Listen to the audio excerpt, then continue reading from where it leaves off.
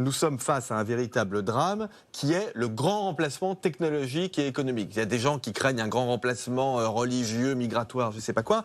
Le vrai grand remplacement, il a commencé, il est technologique, au bénéfice de la Chine et des États-Unis. Si vous regardez la prospérité européenne, l'Europe est un continent prospère, mais cette prospérité, elle repose exclusivement sur l'économie fordiste du XXe siècle, sur l'économie traditionnelle, y compris dans des pays qui vont bien comme l'Allemagne. L'Allemagne, c'est une économie du XXe siècle. En revanche, si vous regardez l'économie du XXIe siècle, celle de la troisième révolution industrielle dont nous parlons dans le livre, donc celle du numérique, de la robotique et de l'intelligence artificielle, nous sommes sous-développés.